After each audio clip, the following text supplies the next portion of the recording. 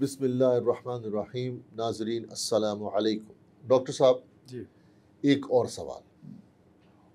دراصل بات یہ ہے ڈاکٹر صاحب، علماء تو ان سوالات کے جوابات، ان کا رد صدیوں سے کرتے آئے ہیں،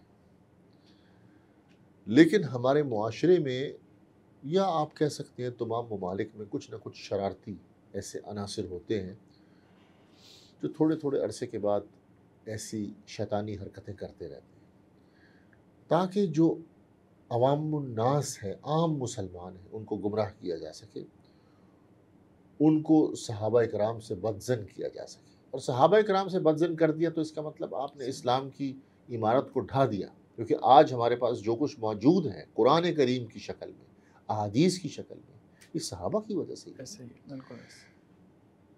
شیخ سوال یہ ہے، مجھے بڑے افسوس کے ساتھ کہنا پڑتا ہے، لوگوں نے یہ بات مشہور کی ہے، کیا رسول اللہ صلی اللہ علیہ وسلم نے امیر معاویہ رضی اللہ تعالی عنہ کو بد دعا دی تھی؟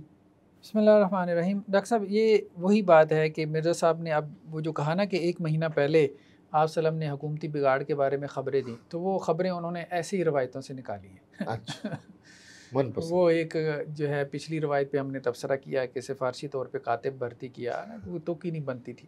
اب ایک اور روایت صحیح مسلم کی لے کے آئے ہیں کہ حضرت عبداللہ ابن عباس رضی اللہ عنہ کہتے ہیں کہ میں بچوں کے ساتھ کھیل رہا تھا، ابھی چھوٹی عمر تھی حضرت عبداللہ ابن عباس رضی اللہ عنہ کی. صحیح مسلم کی. صحیح مسلم کی روایت ہے. تو آپ صلی اللہ علیہ وسلم میرے پاس آئے تو میں چھپ گیا، دروازے کے پیچھے چھپ گیا. تو پھر آپ صلی اللہ علیہ وسلم نے پیار سے آ کے مجھے ہلکی سی ضرب لگائی اور کہا کہ جاؤ معاویہ رضی اللہ عنہ کو میرے پاس بلا کے لاؤ. عبداللہ بن عباس کو کہا؟ ہاں. ٹھیک ہے. یہ ابھی بچے تھے. جی جی. تو حضرت عبداللہ بن عباس کہتے ہیں کہ میں گیا اور میں نے واپس آ کے آپ صلی اللہ علیہ وسلم کو کہا کہ وہ کھانا کھا رہے ہیں. جی. تو آپ صلی اللہ علیہ وسلم نے پھر کہا کہ جاؤ بلا کے لاؤ ان کو. تو میں پھر گیا تو میں نے بتایا کہ وہ کھانا کھا رہے ہیں. تو آپ صلی اللہ علیہ وسلم فرمایا کہ اللہ تعالیٰ اس کا پیٹ نہ بھرے. اچھا. ٹھیک ہے. دلائل النبوہ میں جو ہے امام بہقی کی کتاب ہے، اس میں یہ روایت یہ ہے، یہی روایت ہے، اور اس میں درمیان میں ایک اضافہ ہے. درمیان میں اضافہ یہ ہے کہ حضرت جو ہے نا وہ عبداللہ ابن عباس رضی اللہ عنہ کہتے ہیں کہ وہ وحی لکھا کرتے تھے. جی. ٹھیک ہے.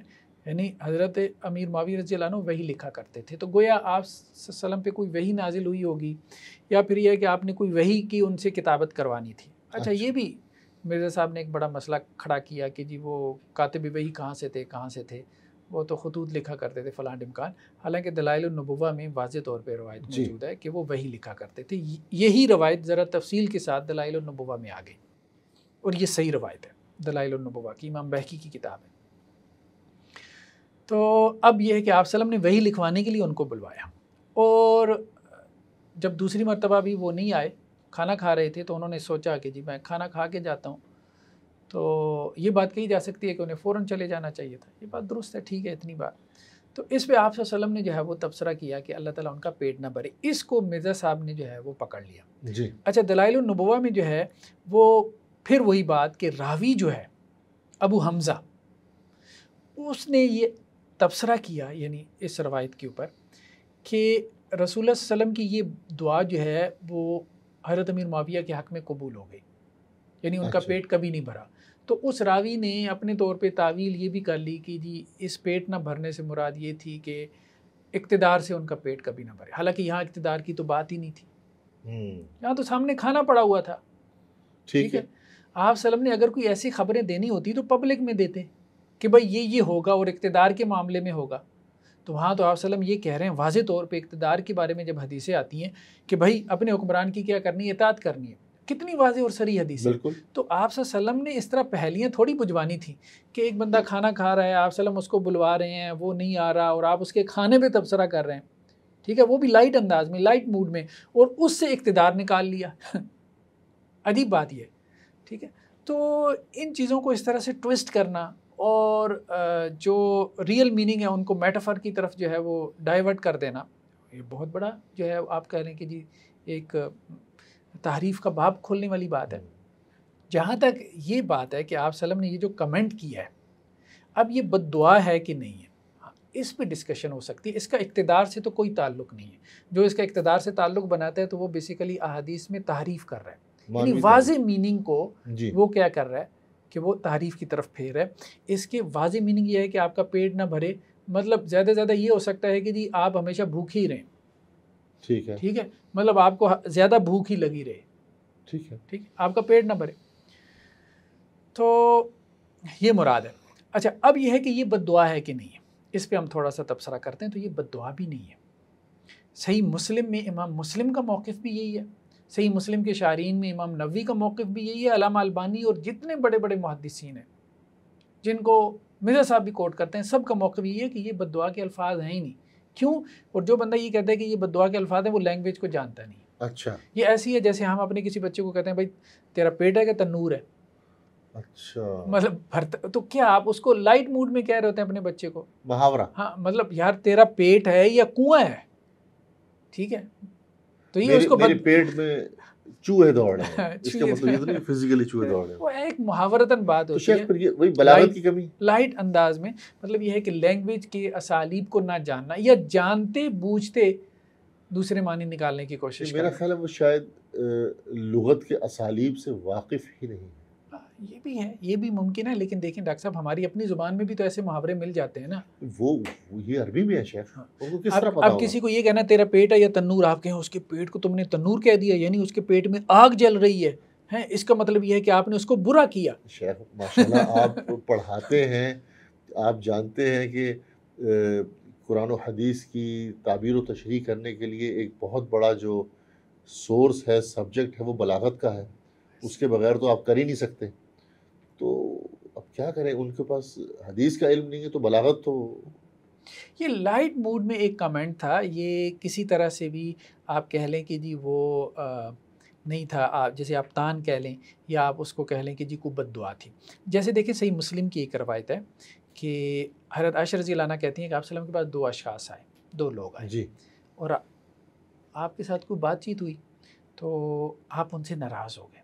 جب آپ ناراض ہو گئے تو آپ نے ان کو برا بھلا کہا. تو جب وہ چلے گئے تو میں نے کہا کہ ان دونوں کی تو اب خیر نہیں ہے. تو آپ وسلم نے کہا کیا ہوا؟ تو حضرت عائشہ رضی اللہ عنہ کہتی ہیں کہ آپ نے ان کو برا بھلا کہا ہے. جب آپ نے برا بھلا کہا ہے تو اس کا مطلب یہ آپ نے ان کو بد دعا دی ہے. اب ان کی خیر کہاں سے ہونی ہے؟ تو آپ وسلم فرمایا کہ دیکھو عائشہ رضی اللہ عنہ، کیا آپ کے علم میں نہیں ہے کہ میں نے اپنے رب سے ایک شرط لگائی ہوئی ہے؟ تو حضرت عائشہ رضی اللہ عنہ نے کہا کہ کیا؟ تو آپ وسلم فرمایا کہ وہ شرط یہ ہے کہ میں نے اپنے رب سے یہ کہا ہے انما انا بشر، کہ میں جو ہے وہ انسان ہوں. فَأَيُّ الْمُسْلِمِينَ لَعَنْتُهُ أَوْ سَبَبْتُهُ، کسی بھی مسلمان کے اوپر اگر میں نے لعنت کی یا اس کو میں نے برا بھلا کہا، فَجْعَلْهُ لَهُ زَكَاةً وَأَجْرًا، تو یا اللہ یہ نہیں کہ میری لعنت اس کے اوپر اتار دینا یا میری بد دعا سے وہ ویسا ہی بن جائے، بلکہ اس کو اس کے لیے باعث اجر و ثواب بنا دینا. یعنی کہ وہ اگر رسول اللہ صلی اللہ علیہ وسلم اگر کسی مسلمان کو سختی میں کوئی کہہ جاتے ہیں، کلمات کہہ جاتے ہیں، چند کلمات کہہ جاتے ہیں، تو رسول اللہ صلی اللہ علیہ وسلم خود یہ دعا کر رہے ہیں کہ اس کو رحمت میں اللہ تعالیٰ تبدیل کر دے. ہاں، آپ سلم کہہ رہے ہیں کہ میں نے اللہ سے کنڈیشن لگا دی، اللہ سے میں نے یہ کنڈیشن لگا دی. یہ کون سی کتاب میں؟ یہ صحیح مسلم میں ہے 202600. تو حدیث کی تشریح تو حدیث سے بھی ہوتی ہے نا؟ حدیث کی تشریح سے، بلکہ ایک اور روایت ہے صحیح مسلم میں 2603، اسی کے ساتھ ایک اور روایت ہے جس میں جو ہے وہ حضرت ام سلیم کہتی ہیں کہ میرے پاس ایک یتیم لڑکی تھی، یعنی مطلب میں نے اس کو پالا پوسا بڑا کیا. تو ایک دفعہ آپ صلی اللہ علیہ وسلم نے اس کو دیکھا تو وہ لڑکی مطلب تھوڑی بڑی ہو گئی تھی. تو آپ صلی اللہ علیہ وسلم تبصرہ کیا، اچھا تو وہی ہے، تو تو بڑی ہو گئی ہے، اچھا اللہ کرے مطلب تو بڑی نہ ہو. اس طرح سے ایک لائٹ کمنٹ. تو وہ لڑکی پریشان ہو گئی، مطلب آپ صلی اللہ علیہ وسلم نے اس کا قد کاٹ دیکھا نا کہ نکل آیا. تو آپ صلی اللہ علیہ وسلم فرمایا اچھا تو مطلب لمبی ہو گئی ہے، اللہ کرے تو نہ ہی لمبی ہو. اس طرح سے آپ صلی اللہ علیہ وسلم نے کہا. تو وہ جو ہے نا روتی ہوئی گئی حضرت ام سلیم کے پاس کہ دیکھیے اللہ کے وسلم نے مجھے یہ بات کہی ہے، اب میں تو لمبی نہیں ہوں گی. وہ تو بچی تھی، وہ نے کہا اب تو میں لمبی نہیں ہوں گی، میرا قد تو یہیں پہ ٹھہر جائے گا، اللہ کے رسول نے کہہ دیا ہے. ٹھیک ہے. تو حضرت ام سلیم بھی پریشان ہو گئی. انہوں نے اپنا دوپٹہ لیا اور فوراً نکلی آپ صلی اللہ علیہ وسلم کے پاس کہ اس بچی کی سے کیا غلطی ہو گئی جو آپ نے اس کے بارے میں یہ کلمات کہہ دی. تو آپ نے فرمایا نہیں ایسی بات نہیں ہے ام سلیم. تو مطلب یہ تو ایک لائٹ موڈ میں کہے جانے والے جو ہے وہ کلمات تھے. پھر آپ صلی اللہ علیہ وسلم نے وہاں پہ یہی الفاظ کہے کہ دیکھو ام سلیم، میں نے اپنے رب سے یہ وعدہ لیا ہوا ہے کہ میں ایک بشر ہوں، اور جس طرح ایک بشر خوش ہوتا ہے میں بھی خوش ہوتا ہوں، ایک بشر ناراض ہوتا ہے تو میں بھی ناراض ہوتا ہوں. تو یہ تو میں نے ایک خوشی میں کچھ کلمات کہے تھے. تو اگر میں ایسے میں کوئی ایسی بات کہہ جاؤں کہ جس میں دوسری کے لیے بد دعا ہو یا وہ اس کا مستحق نہ ہو، تو اللہ تعالیٰ اسے قیامت والے دن اس کے گناہوں کی معافی کا ذریعہ بنا دے اور اسے اپنی قربت کا ذریعہ بنا دے. میرا سوال یہ ہے کہ یہ احادیث ان کو نظر نہیں آتی؟ ہاں نہیں نظر آتی، بلکہ اب دیکھیں کہ یا دیکھنا نہیں چاہتے؟ علامہ البانی کو بہت زیادہ کوٹ کرتے ہیں. جی ٹھیک ہے نا، جہاں ان کو اپنے فائدے کا قول ملتا ہے علامہ البانی، یہاں بھی ان احادیث کی تشریح میں علامہ البانی یہ کہتے ہیں، یہ ہمارے سامنے سلسلۃ الاحادیث الصحیح ہے، کہ بعض فرقوں نے اس حدیث سے دلیل نکالی ہے کہ حضرت امیر معاویہ رضی اللہ عنہ پہ تان کر سکے. یہ جو روایت ہے کہ ان کا پیٹ البانی صاحب یہ فرما رہے ہیں کہ ان کا پیٹ کبھی سیر نہ ہو، بعض فرقوں نے اس کو امیر معاویہ رضی اللہ عنہ کے لیے تان بنا لیا اس حدیث کو، حالانکہ وہ اللہ کے وسلم کے کاتب تھے.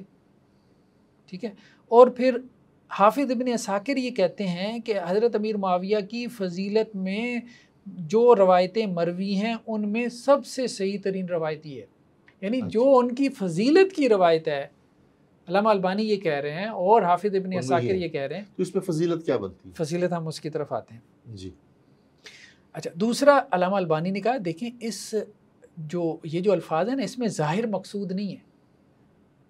یہ جو ظاہری الفاظ کی طرف جا رہے ہیں نا، یہ مقصود نہیں ہے اس میں، بلکہ یہ اہل عرب کی عادت تھی، یہ ان کا محاورہ تھا کہ وہ ایسے کلمات جو ہے وہ بلا نیت کہہ دیتے تھے. جیسے آپ وسلم سے ہمیں اکثر یہ کلمات ملتے ہیں حدیثوں میں، تاربت یمینک، وہ تیرے ہاتھ خاک آلود ہوں. تو یہ بد دعا نہیں ہوتی، محاورہ ہے. جیسے ہمارے یہاں کہتے ہیں وہ مر جانے ہاں، یہ تھوڑا ہوتا ہے کہ مر جاؤ، مر جانے وہ مر جانے ہاں. ٹھیک ہے، جی اس کا مطلب یہ نہیں ہوتا. تو اسی طرح سے عربوں میں یہ چیزیں بطور محاورہ تھی. جا پر مر، ہاں، یہ محبت میں کہتے تھے.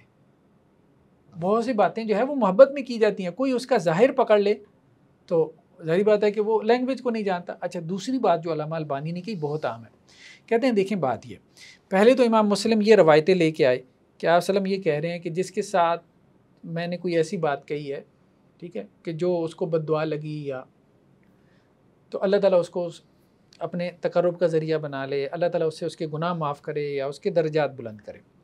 امام مسلم اسی باب میں آخر میں وہ روایت لے کے ہیں حضرت امیر معاویہ رضی اللہ عنہ کی. جی. تو گویا امام مسلم یہ کہہ رہے ہیں کہ جہاں سے میں نے باب شروع کیا اور جہاں پہ ختم کیا ہے یہ سب ایک باب کی روایات ہیں. تو امام مسلم یہ کہہ رہے ہیں کہ یہ حضرت امیر معاویہ والے قصے کو اسی باب کا حصہ سمجھو، یہ مسئلہ ایک ہی ہے. ہم کیا کہیں، نتیجہ اس کا کیا نکالیں کہ لغت اور بلاغت کی کمی ہے یا تعصب ہے؟ دیکھیں، ایک تو یہ ہے کہ پہلے سے نتیجہ سوچا ہوا ہے. جب پہلے سے نتیجہ سوچا ہوگا نا ڈاکٹر صاحب، آپ قرآن بھی پڑھیں گے نا، تو آپ نے اگر اس سے کسی کی نبوت نکالنی ہے نا، تو لوگوں نے نکالی ہوئی ہے. آپ کو پتہ ہے لوگوں نے قرآن سے نبوتیں نکالی ہوئی ہیں. ایسا ہی ہے. محمد الشیخ کو دیکھیں، قرآن سے کیسے کیسے افکار اور نظریات نکال لیے.